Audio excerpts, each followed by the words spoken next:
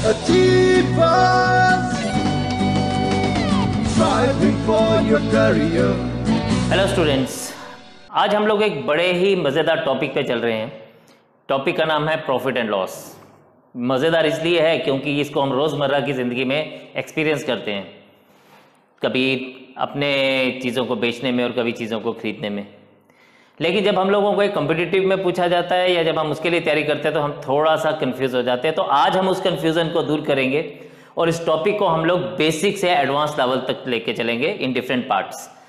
तो हम लोग बिल्कुल बेसिक से स्टार्ट करेंगे। बेसिक से मेरा मतलब है कि मेरा पहला जो इम्पॉर्टेंट पार्ट रहता है, मैं हमेशा फार्मूलाज या उसके कंसेप्ट के ऊपर स्टार्ट करता हूँ और फिर धीरे धीरे मैं आगे लेके चलता हूँ। तो हम लोग इसको वहीं से स्टार्ट करेंगे, बेसिक कंसेप्ट से स्टार्ट करेंगे और धीरे धीरे हम इसको कंटिन्यू करते हुए हम आगे लेके जाएंगे। राइट, तो लेट अस स्टार्ट। हम लोग सबसे पहले बात करते हैं प्रॉफिट एंड लॉस। अब ये प्रॉफिट एंड लॉस तो आपको नाम से पता चल गया कि है क्या। प्रॉफिट मीन्स फायदा और लॉस मीन्स नुकसान। तो फायदा हमेशा तभी होता है जब हमारे पास चीज कम में खरीदी जाए और ज्यादा में बेची जाए, और लॉस कब होता है जब हम लोग चीजों को ज्यादा में खरीदे और कम में बेचें। राइट, तो हम लोग कह सकते हैं कि number 1, profit is selling price minus cost price and loss is cost price minus selling price. Right, second, very important thing to understand, हमेशा समझिएगा इस बात को, तो हमेशा ध्यान रखना है कि हम जब प्रॉफिट एंड लॉस की बात करते हैं ना, तो ये हमेशा कॉस्ट प्राइस के ऊपर ही आता है। ठीक है, कितना पैसा हमने खर्चा किसी चीज को खरीदने में, पहले हम उसको कवर अप करेंगे और उसके ऊपर जो एक्स्ट्रा लिया जाएगा वो हमारा प्रॉफिट होगा, या उससे अगर हमने कुछ कम ले पाए तो वो हमारा लॉस होगा। तो हमारा जो प्रॉफिट और लॉस है वो हमेशा कॉस्ट प्राइस के ऊपर होता है। इस चीज का आपने इंपॉर्टेंट ध्यान रखना है। तो मैं आपके लिए लिख रहा हूं प्रॉफिट एंड लॉस और always incurred on cost price. Right, now जब हमारे पास कॉस्ट प्राइस के ऊपर ये होता है तो इसीलिए प्रॉफिट परसेंट को जब हम फाइंड आउट करते हैं तो हम लोग कैसे इसको फाइंड आउट करते हैं, हम कहते हैं कॉस्ट प्रॉफिट कितना हुआ हमारे पास, किस कॉस्ट प्राइस के ऊपर हुआ, वो उसका बेस आ जाएगा इनटू 100। तो ये हमारा प्रॉफिट परसेंट हुआ। और लॉस को भी हम लोग अगर फाइंड आउट करना चाहें तो loss percent is also loss on the cost price into 100। ठीक है, तो ये हमारे पास क्या हो गया, प्रॉफिट परसेंट और लॉस परसेंट। राइट, तो ये आपने इसको हमेशा ध्यान रखना है कि हम लोग प्रॉफिट परसेंट और लॉस परसेंट कैसे फाइंड आउट करते हैं। फिर इसके बाद नेक्स्ट जो पार्ट है, नेक्स्ट चीज जो है वो है हमारा सेलिंग प्राइस। सेलिंग प्राइस हमेशा क्या होता है, सेलिंग प्राइस होता है जिसपे चीज बेची जाती है। यानी कॉस्ट प्राइस में प्रॉफिट ऐड करेंगे तो सेलिंग प्राइस आएगा, और कॉस्ट प्राइस में अगर लॉस सब्ट्रैक्ट करेंगे तो सेलिंग प्राइस आएगा, डिपेंडिंग अपॉन कि हम कौन सा केस ले रहे हैं। लेकिन जब हमारे पास प्रॉफिट परसेंट दिया जाता है तो मैं इसको क्या मानता हूं, मैं कहता हूं कि जो सेलिंग प्राइस है ना वो कॉस्ट प्राइस की वैल्यू को बढ़ाता है जब हमारे को प्रॉफिट होता है, मतलब उसकी वैल्यू को एनहांस करता है। तो इसलिए हम उसको क्या लिखते हैं, 100 plus profit percent of cost price. This is something to understand. आपको रटने की जरूरत नहीं है, सिंपल समझने की जरूरत है कि सेलिंग प्राइस कॉस्ट प्राइस की वैल्यू को बढ़ाता है जब प्रॉफिट हो रहा हो, और इसी तरह से सेलिंग प्राइस क्या होता है, कॉस्ट प्राइस की वैल्यू को घटा देता है अगर लॉस हो रहा हो। तो इसी तरह से हमारे पास जब आएगा selling price when there is loss, तो it is 100 minus loss upon 100। तो हमने यहां पे क्या देखा, यहां पे इसने कॉस्ट प्राइस की वैल्यू को कम किया।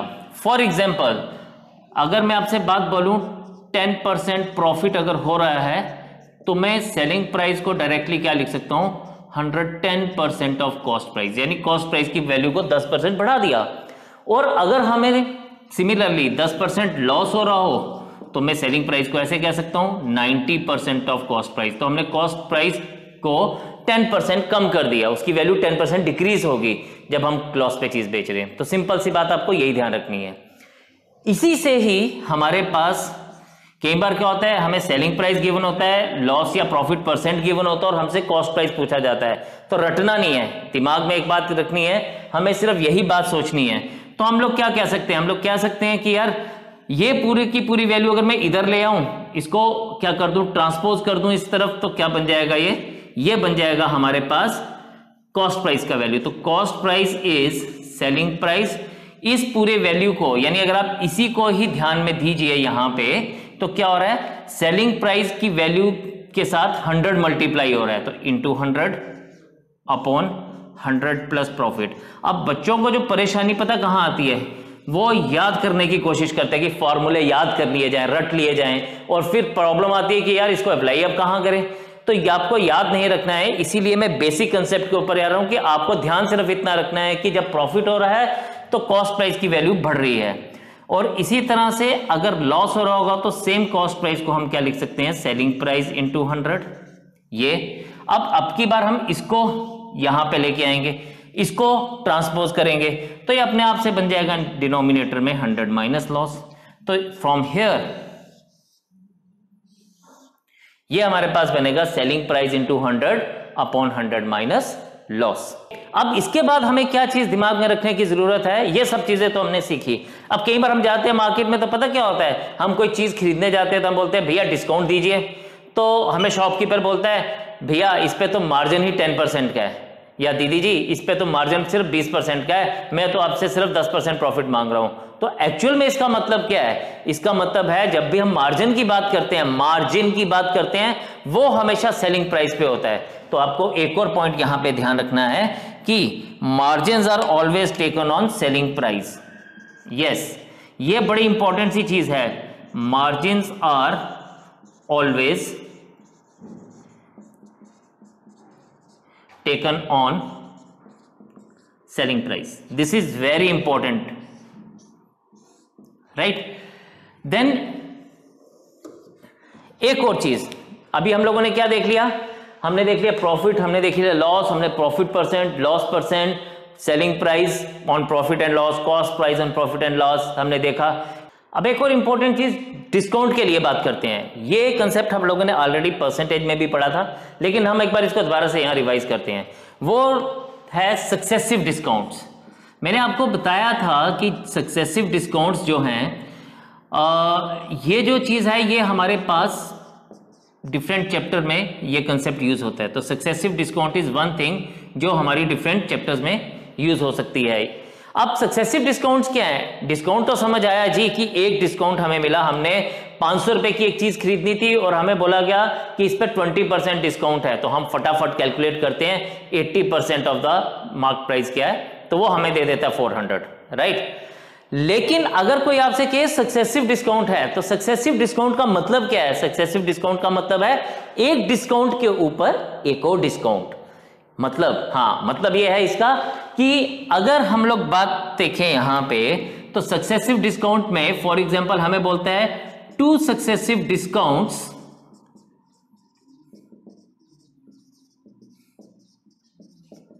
Of 20% and 10%। चलिए हम इसको एक एग्जांपल से देखते हैं। फॉर एग्जांपल हमारे पास ना किसी चीज की मार्क्ड प्राइस है ₹100, डिस्काउंट 1 इज 20%, राइट, है ना। अभी इसको हम लोग ऐसे देख सकते हैं, अगर डिस्काउंट 1 20% है तो value after discount 1 is 80, because 20% discount का मतलब है कि हम उसकी वैल्यू को 20% रिड्यूस कर रहे हैं, तो वो सीधा 80 पे आ जाएगा, सोचने की जरूरत नहीं है। बट जब हम सेकंड डिस्काउंट की बात करते हैं, दैट इज 10%, ये जो 10% का डिस्काउंट है ये 80 के ऊपर दिया जाएगा। This is successive discount. ये 100 के ऊपर नहीं आएगा, ये 80 के ऊपर आएगा। तो इसलिए हम लोग यहां पे लिखेंगे कि value after discount 2 is 90% of 80, that is ₹72। तो अगर हम ओवरऑल डिस्काउंट देखें यहां से यहां तक, तो दैट डिस्काउंट इज 28%, राइट। तो हमें लगा जी 30% का डिस्काउंट है, बट एक्चुअल में कितना था? The discount was of 28%। अब हम हर बार ऐसे नहीं करेंगे, ये तो एक एग्जांपल लेके मैंने आपको समझाया कि एक्चुअल में मतलब क्या है। तो हम लोग इसको क्या यूज करते हैं, जब भी सक्सेसिव डिस्काउंट का वैल्यू आता है हम इसके लिए हमेशा यूज करते हैं ये रिजल्ट जो मैं अभी लिखने वाला हूं आपके लिए, और आप इसको डायरेक्टली यूज कर सकते हैं। कैसे? It is -x -y plus XY upon 100। Yes, -x -y plus XY upon 100। अभी मैं ना यही दो वैल्यूज ले लेता हूं, 20% और 10% की। तो मैं इसको क्या लिख सकता हूं? This will be -20 -10 plus 20 into 10 upon 100। This and this gone. What this has given? -20 -10 is -30 और 2 into 1 is +2. This gives us -28%. ये जो 28% है ये है कि वैल्यू में फर्क पड़ा, और माइनस हमें क्या बताता है कि there is a reduction of 28%, right. तो हम लोगों ने ये एक और चीज सीखी कि एक्चुअल में सक्सेसिव डिस्काउंट्स का मतलब क्या होता है, राइट। तो इन्हीं सब चीजों को हम लोग अब टॉपिक पे लेके चलेंगे जब हम क्वेश्चंस करेंगे। तो मेरी आपसे रिक्वेस्ट है कि आप इन द मीन टाइम इसको देखिए अच्छे से, इनको अच्छे से इनहेरिट करिए, समझिए, दिमाग में लाइए। लर्न नहीं करना है, कंसेप्ट को समझना है, राइट। और फिर हम लोग नेक्स्ट क्वेश्चंस पे चलेंगे। तो क्वेश्चंस के लिए हम पार्ट 2 पे आएंगे। तब तक के लिए आपको जय हिंद। Achievers,